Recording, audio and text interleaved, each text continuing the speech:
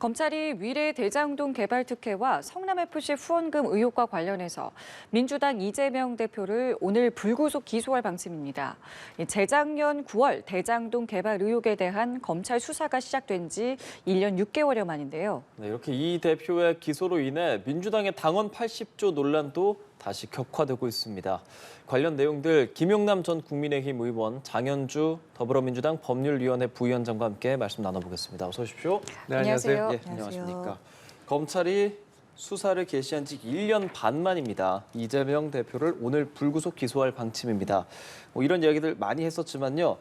이 사건 이재명 대표를 재판에 어떤 혐의로 넘기게 되는 건지 간단하게 정리를 먼저 해보겠습니다. 김 변호사님. 오늘 기소가 될 내용은 지난번 그 구속영장이 청구됐던 그 범죄 사실과 거의 대동소이할 것으로 보입니다. 그러니까 대장동, 위례동의 개발과 관련한 혐의, 그건 이제 업무상 배임이 가장 핵심이 되겠고요. 예. 물론 이제 부패방지법 위반 혐의도 있습니다. 그리고 성남 FC 관련해서는 제3자 뇌물 대략 133억 원 정도 되는데요. 그 부분하고 네이버에서 내놨던 40억 원 관련해서 이걸 범죄 수익 은닉했다는 혐의. 뭐 크게 보면 그렇게 세 가지 사건과 관련한 4개 정도 죄명이 될 것 같습니다. 예, 구속영장 청구는 이제 지난달에 이루어졌고 기소가 좀 다소 늦었다 이런 분석도 있고 아니다 일반적이다라고 보는 시각도 있습니다. 좀 어떻게 보고 계셨는지요? 저는 좀 기소가 늦은 감이 있다라는 생각이 듭니다. 왜냐하면 구속영장 청구가 2월 달에 이루어졌고요. 그 예. 체포동의안 부결된 것이 2월 27일이었습니다. 그렇다라고 한다면 검찰로서는 거의 한 달 가까이 시간이 있었는데 구속영장 청구서에 나왔던 내용과 거의 비슷한 내용으로 기소가 될 예정이라는 것 자체는 어떻게 본다면 검찰로서는 추가 혐의를 더 이상 수사하는데 어려움이 있었구나라는 것을 반증하는 것으로 봐야 될 것 같습니다. 특히 그 한 달 동안 보강수사 부분 중에 핵심은 단연코 428억 원을 뇌물을 약속한 부분이 있느냐 이 부분이었을 것입니다. 428억 원, 그러니까 천화동인 1호의 지분이 이재명 대표 측에 저수지로 묻혀있다라는 의혹인데요. 그 부분과 관련해서는 검찰에서는 그동안 계속해서 이 지분이 이재명 대표 측 것이었다라는 부분과 관련해서 입증하기 위한 노력을 해왔던 것으로 알고 있습니다. 그러나 구속영장 청구서에도 428억 원 약속 부분은 들어가지 못했었고 이번에 결국 한 달여 가까이 추가로 수사를 했지만 이 부분과 관련해서는 불구속으로 기소할 만큼 증거 자료를 확보하지 못한 거 아니냐라는 것을 반증하는 것으로 봐야 될 것 같습니다. 예, 기소가 늦어졌다라고 장 변호사는 보고 있는데요. 김 변호사 생각 어떻습니까? 제가 봐도 다소 늦은 감이 있죠. 왜냐하면 보통 구속영장을 청구할 단계, 특히 이제 긴급 체포나 체포영장에 의한 체포가 돼서 48시간 이내에 구속영장이 청구돼야 되는 사후 구속영장이 아니고 불구속 상태에서 진행된 사전 구속영장이잖아요. 그렇습니다. 그러니까 사전 구속영장은 시간에 쫓겨서 구속영장을 치는 게 아니기 때문에 대부분의 경우에는 사전 구속영장 청구 시점에 수사가 마무리되어 있다라고 봐야 됩니다. 그래서 이 사건과 관련해서 물론 사건이 훨씬 방대하고 어떤 사건보다도 복잡한 거는 있습니다만 예. 네. 다소 좀 늦은 감이 있는 건 사실입니다. 예. 그렇다면은 말씀해 주신 것처럼 아마 428억 원의 약정 의혹에 대해서 이제 검찰이 보강 수사를 했을 텐데 일단은 알려지기로는 이 부분이 이제 기소되지 않을 것으로 전해지고 있습니다. 이렇다면은 이 부분은 앞으로 어떻게 되는 건가요? 사실은 이건 말이거든요. 그러니까 무슨 그 뇌물 주고받는데 계약서를 쓸 리도 만무한 거고 예. 이 돈은 이게 천화동인 1호의 대략 절반 정도 금액은 묻어두고 필요할 때마다 꺼내서 쓰시라 뭐 이런 말이 있었다는 것인데 네. 이재명 대표가 또 이 소위 대장동 일당이라는 민간업자들하고 직접 만나지도 않았어요. 항상 뭐 유동규, 김용, 정진상 이런 사람들을 앞세우고 본인은 뒤에 숨어서 일을 하다 보니까 이재명 당시 성남시장까지 직접적으로 연결되는 중간 다리들이 자꾸 끊어지는 것이죠. 정진상이나 뭐 김용 이런 사람들은 진술을 달리하고 있으니까요. 이 부분 계속 수사는 하겠습니다만 글쎄 재판 과정에서 어떤 법정 증언을 통해서 결정적인 증언이 나오거나 이런 걸 좀 기대해 봐야 되지 않을까 싶습니다. 추가 기소 가능성, 그러니까 앞으로의 보강 수사를 거친 추가 기소 가능성에 대해서는 좀 어떻게 보고 계세요? 뭐 원론적으로는 당연히 검찰 입장에서야 앞으로 보강 수사를 통해서 추가로 기소할 수 있다라는 입장을 취하고 있지만요. 네. 사실 현실적으로 봤을 때 검찰이 그 428억 원 약속 부분에 대한 증거로서 어떤 물적 증거를 제대로 확보한 것 같지는 않습니다. 다만 이제 여러 가지 뭐 유동규 본부장이라든지 뭐 남욱 변호사의 이야기들, 특 전원 증거들과 그리고 김만배 씨의 진술을 기대하고 있는 것 같습니다. 예. 특히 김만배 씨의 특히 이제 원 진술자라고 할 수 있는 김만배 씨의 진술에 너무 의존한 수사를 하고 있는 거 아니냐라는 지적을 받을 수밖에 없는 것 같고요. 그렇기 때문에 428억 원에 대해서는 뭐 추가로 추가 수사를 해서 보강 증거가 나온다면 기소할 수 있다라는 말은 원론적으로 할 수 있겠지만 네. 현실적으로 어떤 증거를 확보할 수 있겠는가에 대한 물음에는 검찰이 지금 제대로 답변을 못하는 것 같습니다.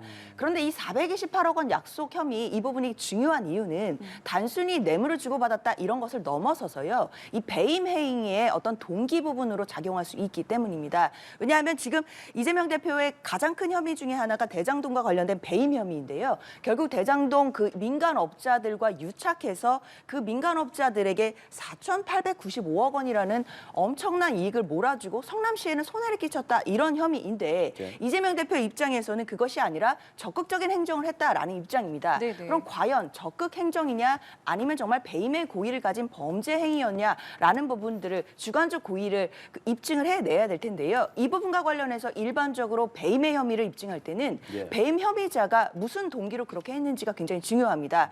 특히 이재명 대표가 만약에 428억이라는 뇌물을 약속받는 것을 이유로 이런 배임을 해줬다라고 한다면 그 배임의 고의, 배임의 동기를 입증할 수 있는데 굉장히 큰 징검다리가 될 수 있기 때문에요. 검찰도 이 부분에 대해서 굉장히 혐의를 집중하고 있지만 사실상 지금 어떤 증거로나 그 어떤 진술이라든가 이런 것을 확보해서 수사가 진행되고 있는 상황은 아니기 때문에 앞으로 배임 고의를 검찰이 입증해 가는 과정에서도 예. 상당히 어려움이 있을 것으로 예상이 됩니다. 예. 근데 그 부분과 관련해서는 428억 원이 나중에 추가 기소가 안 되더라도 업무상 배임 혐의를 입증하는 데는 별 문제 없을 것 같아요. 왜냐하면 당시 이재명 성남시장과 한 몸처럼 움직였던 뭐 정치적 동지 관계이기도 하고 어떤 면에서는 이익 공동체로 볼 수 있는 정진상, 김용 뭐 이런 사람들이 다 민간업자들로부터 뇌물을 받았잖아요. 근데 그 뇌물 액수가 지금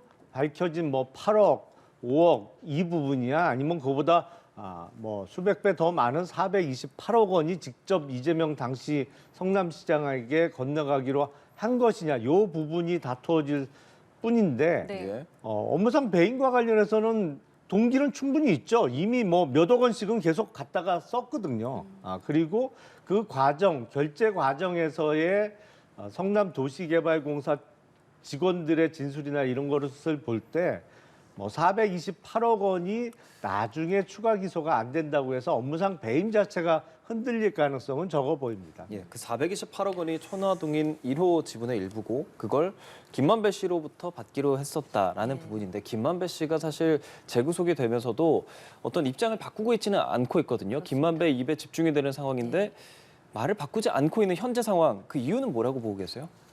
사실 김만배 씨가 핵심 키맨인 건 정말 분명한데요. 지금 검찰 입장에서는 계속해서 김만배 씨에 대한 어떤 좀 압박을 가하는 것으로 보입니다. 그래서 이제 천화동인 1호와 관련된 진술을 끌어내려고 하는 것 같은데요. 네. 사실 그건 검찰의 시각인 것이고 김만배 씨 입장으로서는 입장을 바꿀 진실 자체가 없을 수도 있습니다. 즉 천화동인 1호 자체가 애초에 김만배 씨 거였다라고 한다면 지금 바꿀 진술 자체가 없는 것이고요. 다만 김만배 씨가 앞으로 진술을 왜 바꾸지 않는 것이냐 그런 이유가 무엇일까? 라는 시각 자체도 철저히 검찰 측의 시각이라고 저는 생각이 듭니다. 그렇기 때문에 김만배 씨 입장에서는 본인에게 본인 상황에서 맞게 본인이 말할 수 있는 진실만 말하고 있다라는 전제에서 본다라고 한다면 네. 천화동인 1호 자체가 애초에 김만배 씨 거였던 것이고 그 관련돼서 여러 가지 뭐 구분 것이라든지 이런 녹취록에 나왔던 이야기들 자체도 본인이 뭔가 허언이라든지 뭐 그런 업자들 간의 서로 간의 비용 처리와 관련된 다툼을 종결하기 위해서 얘기가 나왔던 허언이었다라는 얘기들이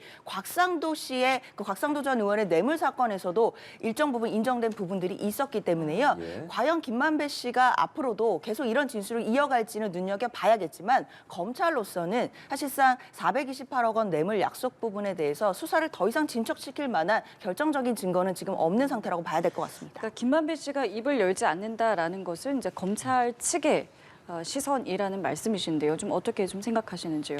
김만배 씨 입장에서는 일단 이 부분에 대해서 428억 원을 이재명 시장 측에게 주기로 했다고 진술을 하는 순간에 본인의 죄도 더 무거워지는 거죠. 저쪽은 받기로 한 사람들은 뇌물 수수가 되겠습니다만 주기로 한 사람은 또 뇌물 공여죄의 금액이나 대상이 더 커지는 거니까요. 예.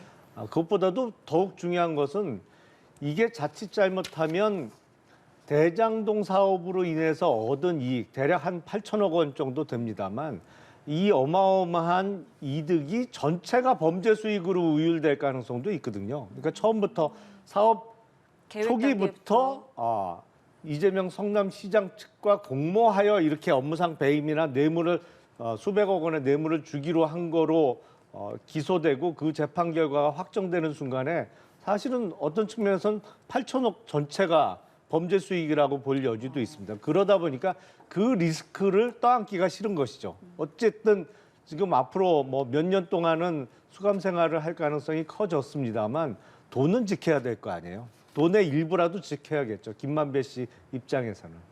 알겠습니다. 자, 그렇다면은 이재명 대표는 어쨌든 이 부분을 이제 제외하고 재판에 넘겨지게 되는데 재판이 열리는 시기는 또 별개잖아요. 언제쯤으로도 이것은 예상해 볼 수 있을까요? 일단 형사 재판이라는 건요, 바로 재판이 열리는 것이 아니라 공판 준비 기일이라는 것이 예. 있습니다. 그 준비 기일은 정식 재판 기일은 아니고 이제 검사와 또 피고인 측이 함께 이제 재판부 앞에 서서 앞으로의 증거 과정이라든지 또는 이제 재판 과정이라든지 뭐 쟁점을 정리한다든지 뭐 이제 혐의 사실을 인정하는지 이제 이런 부분들 절차적인 부분들을 좀 정리하는 과정입니다. 이재명 대표가 공직선거법 위반으로 현재 재판을 받고 있는데요. 그 재판의 경우에도 이제 3월에 이르러서야 제대로 된 정식 공판 기일이 진행이 되는 것이고 앞서서는 계속해서 공판 준비 기일에 있었습니다. 네네. 그만큼 준비 기일이 굉장히 길고 공판 기일, 즉 정식 기일까지는 좀 시간이 많이 소요되는 경우가 있는데요.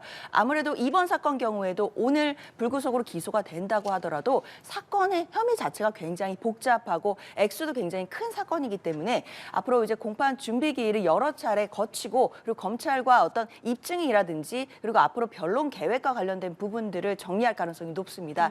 그러면 적어도 뭐 최소한 몇 달 정도는 공판 준비 기일이 있을 가능성이 높기 때문에요. 올 봄에는 계속해서 공판 준비 기일로 진행이 될 것이고 공판 준비 기일에는 피고인이 직접 출석할 의무가 없기 때문에 예. 이재명 대표가 직접 법정에 가는 일은 뭐 봄에는 없을 것이라고 생각이 듭니다.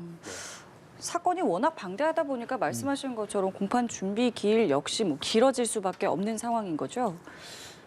우선 첫 번째는 이재명 대표 측이 공판의 그 시작을 좀 최대한 늦추려고 하는 지연 작전을 쓸 겁니다.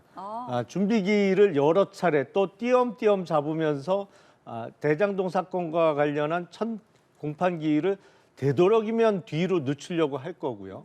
뭐 지금 기소 이후에 6개월 만에 첫 재판이 열렸던 공직선거법 위반 사건도 사실은 피고인 측이 좀 지연 작전을 썼다고 봐야겠죠. 지연하는 것이 유리하다고 판단을 했기 그럼요. 때문일까요? 아무래도 재판이 시작되면 준비기일이야 변호사만 나가도 됩니다만 공판이 열리면 이재명 대표가 직접 출석해야 되고 그럴 네. 때마다 또 언론에 대석 특필될 수밖에 없고 재판의 진행에 따라서 관련자들의 법정 증언 같은 게 또 계속 보도가 나올 수밖에 없잖아요. 그러니까 최대한 늦추려고 하는 지연 작전을 쓸 거고 두 번째 좀 지적해야 될 게 지금 김명수 대법원장이 6년째 대법원장을 하고 있습니다만 그 사이에 정말 법원이 좀 쉽게 말씀드리면 엉망이에요.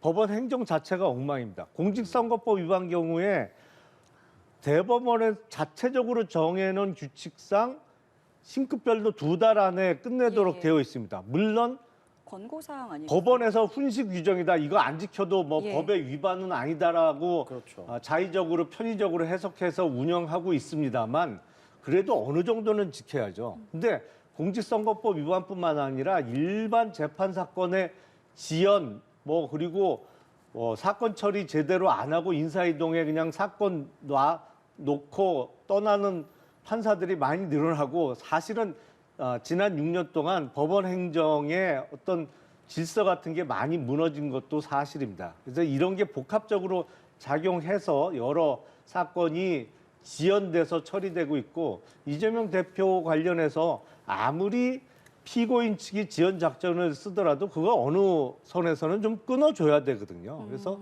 앞으로 재판 진행은 좀 달라져야 되지 않을까라는 생각이 듭니다. 물론 이 부분은 이제 추측입니다. 지연 작전을 쓸 거라는 말씀이신데요. 좀 동의하시는지요? 우리가 재판을 하다 보면 재판 기술상 재판을 지연하는 경우도 있기는 합니다. 그러나 재판 지연을 변호인 측에서 한다고 해서 무조건 이루어질 수 있는 것은 아니고요. 당연히 재판부의 모든 허가가 있어야 됩니다. 이제 법원으로 왔기 때문에 이른바 법원의 시간이 되었고요. 재판부에서 재판 일정과 그리고 재판을 어떻게 진행할 것인지를 주도적으로 판단을 합니다. 그렇기 때문에 피고인 측에서 필요에 따라 본인의 이익에 따라 재판을 지연하는 것이 옳다 또는 이익에 맞다라고 판단한다고 하더라도 그것을 재판부가 허가하지 않는데 재판부의 의사와는 다르게 무정정 진행할 수 있는 것은 전혀 아니고요. 이재명 대표의 재판도 마찬가지로 이 재판부가 허가하는 한에서 그리고 재판부가 절차를 진행하는 것을 주도적으로 가지고 계획을 할 것이기 때문에 앞으로 이 사건 자체가 복잡하다는 것 의미 말고 재판을 의도적으로 지연한다 이런 일은 별로 없을 것으로 보입니다. 예, 지금 사안들이 계속 나오고 있기 때문에 조금은 복잡합니다. 일단 공직선거법 위반 관련한 재판은 진행이 중인 거고 이번에 기소되는 건 위례대장동 개발 특혜 그리고 성남FC 후원금 의혹을 병합해서 기소하는 거라는 것 좀 말씀드리고요. 이 대장동 관련해서 사실 정진상 실장이 배임 혐의로 추가 기소될 거라고 알려졌고 이 뇌물 약속 혐의로도 추가 기소하게 되면 또 정 전 실장을 부를 수도 있는데 이 정진석 실장에 대한 어떠한 역할들을 검찰은 보고 있는 겁니까? 사실상 정진상 실장과 이재명 당시 성남시장은 한 몸이죠.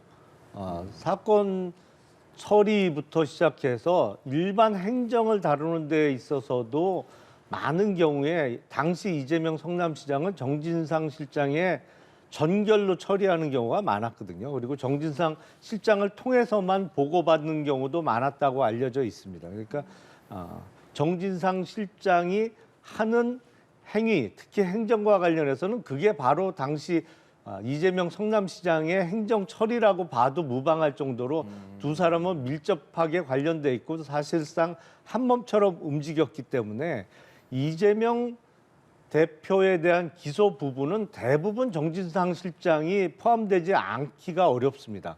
그러니까 이 정진상 실장에 대해서 앞서 기소된 부분 중에 빠졌던 부분은 이재명 대표가 기소되면서 나머지는 추가 기소될 것으로 거의 봐도 무방하지 않을까 싶습니다. 예.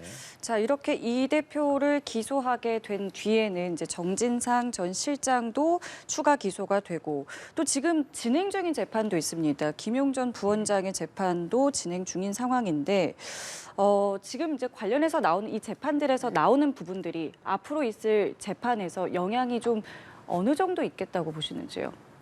많은 영향이 있을 것으로 보입니다. 물론 이제 각자 그 형사 피고인들은 각각 독립적이기 때문에 네. 한 명의 재판에서 유죄가 나온다고 해서 다른 증인이 공범이 아닌 한은 바로 영향을 미친다고 볼 수는 없지만요. 일단 첫 번째로는 아까 의원님 말씀 주신 것처럼 정치적으로 봤을 때 그분들이 이재명 대표의 측근이었다라고 이재명 대표도 스스로 인정한 바가 있기 때문에요. 예. 그분들의 혐의가 어느 정도 인정되느냐에 따라 이재명 대표에게 정치적인 타격이 있을 것은 분명합니다. 그것은 차치하고 법률적인 내용만 우리가 들여다보았을 때도요. 네. 사실 김용 전 부원장이 지금 불법 정치 자금을 받은 혐의로 재판을 받고 있는데 그 정치 자금을 본인을 위해서 받은 것이 아니라 이재명 대표의 경선 자금으로 쓰기 위해 받았다라는 것이 검찰의 주장입니다. 네. 그렇기 때문에 이 부분이 인정된다라고 한다면 이재명 대표도 그런 불법 정치 자금에 대해서 알았는지 여부를 당연히 수사를 하거나 판단해야 되는 영역으로 넘어가게 됩니다. 그러나 아시는 것처럼 지난번 구속영장 청구서에도 김용 전 부원장이 받았다고 하는 불법 정치 자금과 관련된 관련된 혐의는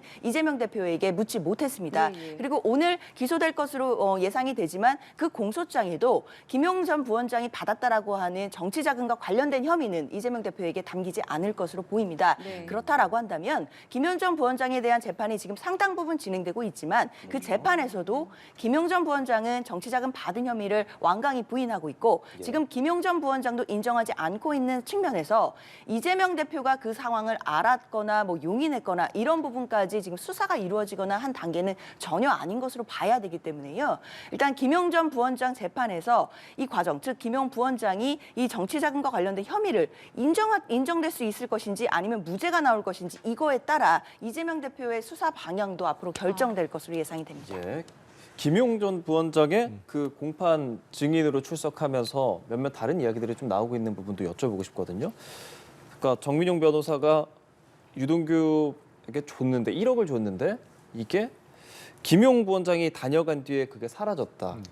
근데 거기서 이제 진술 같은 부분들이 뭐 이게 영양제 그 가방 안에 들어 있었는데 약이라고 생각하고 받아 뭐 이런 구체적인 정황들이 나오고 있습니다. 이 1억 원은 지금 어떻게 봐야 되는 겁니까? 그러니까 뇌물이나 불법 정치자금은 공개적으로 주고받지는 않죠. 네. 은밀하게 자기네들만 있는 가운데 특히 현금으로 만들어서 현찰을 주고받기 때문에 어떤 그 장면이 녹화나 녹음이 돼 있는 경우도 거의 없습니다. 그러다 그렇겠죠. 보니까 관련자들의 진술 그리고 전후 상황이 중요한 증거가 될 수밖에 없죠. 네. 그러니까 이 경우에는 1억 원을 전달해 줬다는 유동규 씨의 진술이 있는 것이고 예.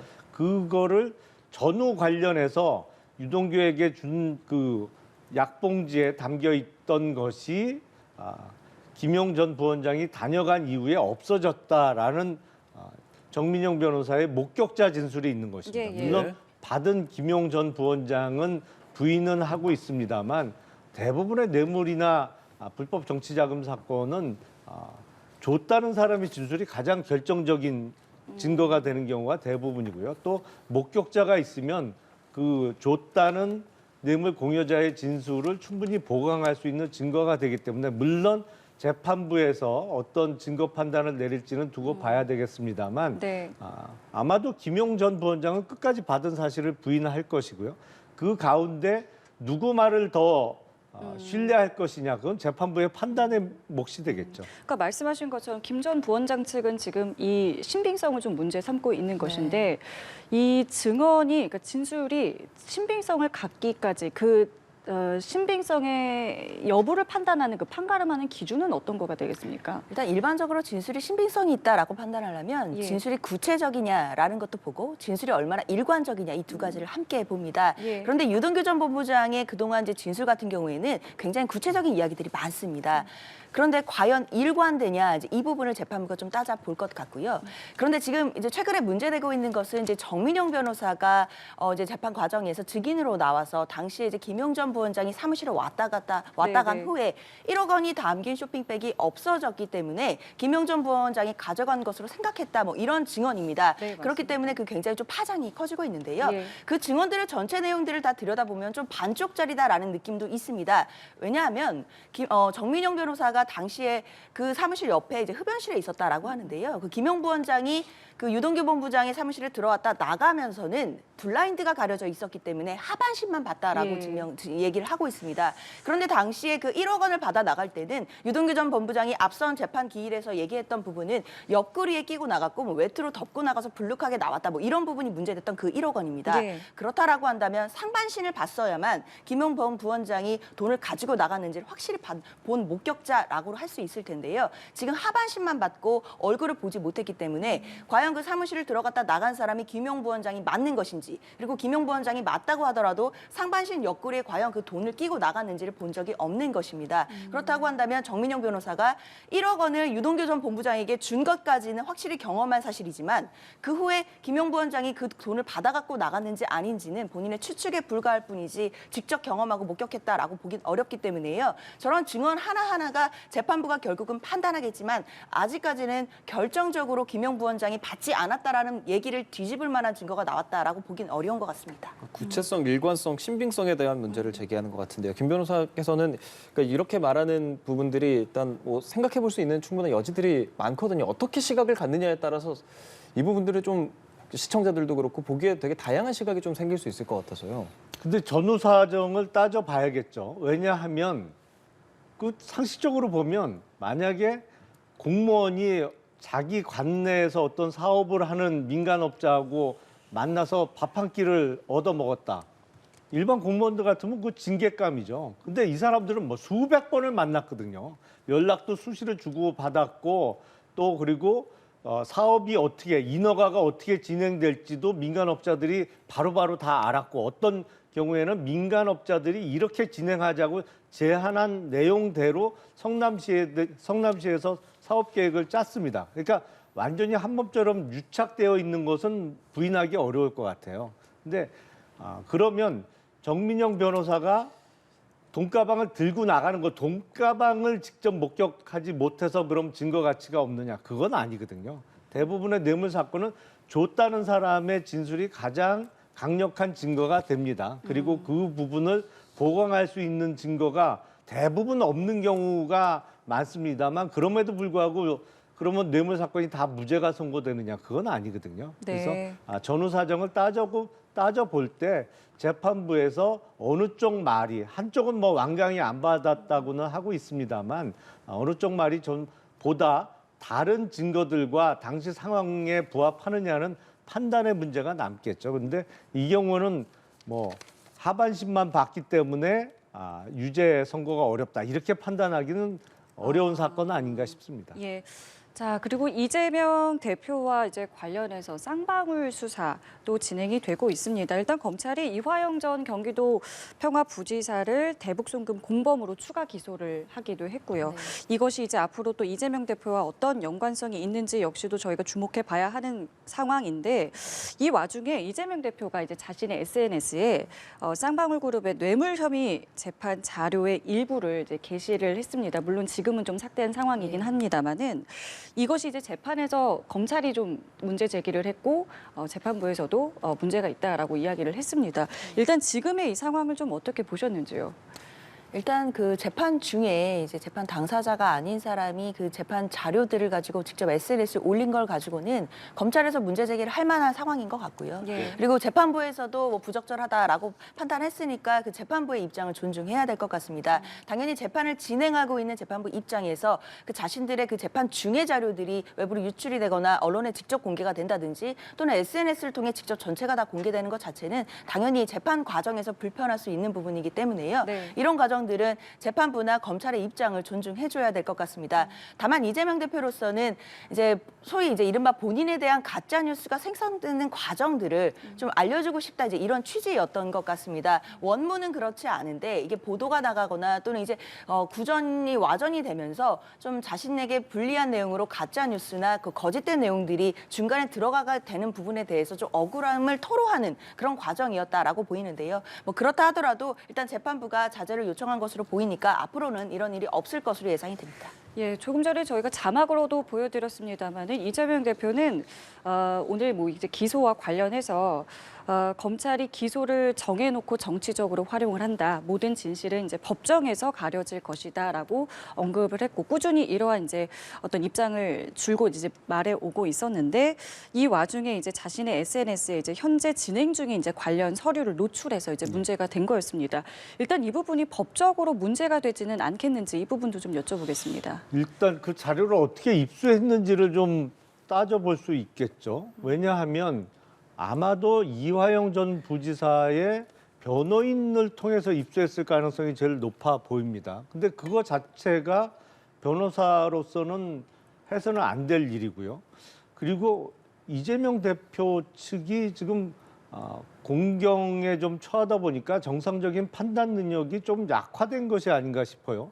이걸 올리는 즉시 지금 이화영 전 부지사나 그 관련 재판을 받고 있는 피고인과 이재명 대표 측이 지금도 긴밀하게 연락을 주고받으면서 자료도 주고받고 있다는 것을 그냥 스스로 그 보여준 꼴이잖아요. 그러니까 뭐 왜 그랬는지는 뭐 앞서 본인에 대해서 나오고 있는 언론 보도가 좀 과장되거나 이런 것을 알리고 싶어서 그랬다고는 하는데 예. 정상적인 판단 능력은 많이 약해진 상황 아닌가 싶습니다. 이거 해서는 안 되거든요. 이거 절대로 이재명 대표 측에게 유리할 리가 없습니다.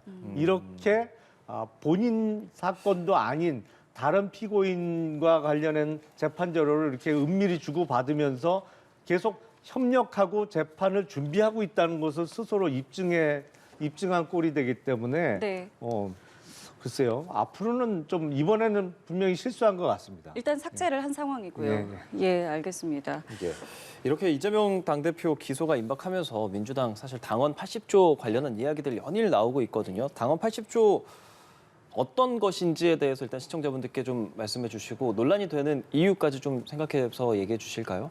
일단 당원 80조는요. 부정부패 등 어떤 직무 관련된 것으로 기소가 됐을 때는 원칙적으로 당직을 직무를 정지할 수 있게 해놓은 규정입니다. 그러니까 만약에 이재명 대표에게 적용해 본다면 이재명 대표가 이 배임이라든지 뭐 제3자 뇌물죄로 기소가 됐을 때는 원칙적으로 직무 정지, 즉 당대표직을 정지시킬 가능성이 있다는 것입니다. 그러나 예외적으로 이것이 정치 탄압 등의 부당한 사유가 있다라고 판단될 때는 당무위원회의 결정으로 달리 정할 수 있다라고 했기 때문에 당무위원회에서 이 기소 자체가 정치 탄압이다라고 판단이 된다라고 한다면 직무 정지를 하지 않을 수도 있는 것입니다. 근데 이 조항을 두고 예전에 전당대회 전에서도 얘기가 굉장히 많았었는데요. 최근에는 이 80조 자체를 삭제해야 되는 거 아니냐 이런 논란까지도 나왔었기 때문에 그렇지만 그것은 이제 수면 위로 올라간 내용들은 아닌 것 같고요. 다만 이 80조가 현재 존재한다는 전제에서 이재명 대표뿐 아니라 지금 현재 노웅래 의원이라든지 민주당 소속 의원들 중에서 지금 기소를 앞두고 있는 분들도 몇 더 계시기 때문에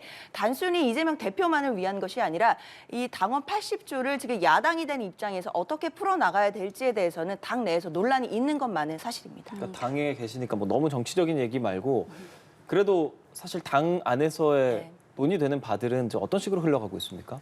일단은 지금은 시기적으로 이 당원 80조 자체를 개정한다든지 삭제를 한다라고 한다면 국민들로부터 또 방탄을 하는 거 아니냐라는 오해를 부를 수 있기 때문에요. 시기적으로 이 조항 자체의 삭제를 논할 때는 아닌 것 같고 다만 이 80조는 그대로 두되 이제 원칙적인 적용만 남아 있습니다. 만약에 이재명 대표가 오늘 기소가 된다라고 한다면 당장 이제 당원 80조에 직무정지를 시킬 수 있는 규정을 들고 주장을 하시는 분들이 생길 텐데요. 그렇게 된다라고 한다면 직무정지가 된다라고 하더라도 당무위원회를 소집해서 정치 탄압이다라고 판단이 되면 직무정지를 하지 않을 수도 있기 때문에 그런 절차를 하나씩 밟아 나갈 것으로 예상이 됩니다. 곳곳에 그러니까 해석의 여지가 있기 때문에 지금 이러한 이제 좀 문제가 제기가 되는 건데 이런 주장도 있어요. 무죄 추정의 원칙에 따라서 1심 판결이 유죄가 나와도 전혀 문제가 없다. 이런 주장을 하는 이제 목소리까지 나오기 때문에 이런 해석의 여지가 있는 부분들을 좀 어떻게 조율을 해야 되는 걸까요?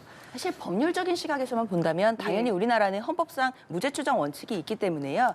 만약에 이재명 대표뿐만 아니라 어떤 당원이라도 1심에서 유죄 판결을 받는다 하더라도 무죄로 추정돼야 하면 당연합니다. 그래서 유죄가 확정될 때까지는 본인의 어떤 주장을 할 수 있는 것이고 그리고 만약에 80조에 의해서 직무가 정지됐다 하더라도 또 당무위원회의 결정에 따라 직무정지를 풀어줄 수 있기 때문에요. 만약에 유죄가 확정되기 전까지는 법적으로 원론적으로는 그 직무라든지 그 자신의 신분에 대해서 별로 상관이 없는 것이 법적으로 봤을 때는 원론적인 이야기다라고 말씀드리겠습니다. 예, 상대당이기는 합니다만은 앞으로 좀 논란이 불거질 것 같기는 해서요. 이 부분이 좀 어떤 좀 방향성으로 갈 거라고 보시는지요? 근데 그 무죄 추정 그러니까 재판이 확정될 때까지는 무죄 추정의 원칙에 따라서 1심에서 유죄가 선고돼도 당무를 보는데 아무 지장이 없다라는 이야기를 할 것 같으면 저런 당원 당규를 안 만들었어야 되죠. 왜냐하면 기소되면 당원권이 정지되도록 당무를 못하도록 만들어놨는데 원래는 그 무죄 추정의 원칙이라는 것은 최종적으로 확정될 때까지 유죄 심증을 갖고 재판하지 말라는 거지 어떤 사법적인 절차가 진행되는 과정에서 지금 예를 들어서 공무원이 어떤 혐의로 구속이 되거나 기소가 되면 직무 배제하잖아요. 그러면 그것도 안 맞는다는 얘기인데 그러니까 무죄 추정의 원칙을 아전 인수격으로 확대해서 적용하고 있는 거죠. 그러니까 이 부패 범죄와 관련해서 기소가 되면 적어도 어떤 당원으로서의 권리는 정지시켜 놓고 예. 그리고 그 재판 결과에 따라서 어떤 처분을 하자는 것인데 그 당원 당규를 만들 때까지는 이런 사태를 예상을 못했겠죠. 근데 그걸 이제 당원 당규가 당장 문제가 되니까 그걸 없애려는 노력도 하고 또 그거를 아전인수격으로 해석을 해서 이게 이 경우에는 그 적용이 안 된다라고 합니다. 지금 근데 당원 80조와 관련해서 예외 규정을 지난번 이재명 대표가 당선되는 전당대회 때 추가를 한 것이잖아요. 예, 근데 예. 제가 알기로는 민주당의 당무위원회에서 배제 여부를 결정할 수 있는데 그 당무위원회의 위원장이 당대표인 예, 맞습니다. 것으로 알고 있어요. 그러니까 자기의 직무 관련해서 자기가 결정하는 권한을 갖고 있는 것이라 뭐 어차피 이재명 대표가 당 대표로서는 계속 직무를 볼 것으로 예상은 듭니다만 아무래도 좀 궁색하죠. 저 민주당에서 지금 나오는 얘기는 좀 궁색해 보입니다. 예, 이 부분도 어떻게 진행이 될지 앞으로 저희가 정치권까지도 함께 좀 지켜보면 될 것 같습니다. 자, 그럼 여기서 두 분의 변호사님과는 인사를 드리도록 하겠습니다. 오늘 말씀 고맙습니다. 잘 들었습니다. 아.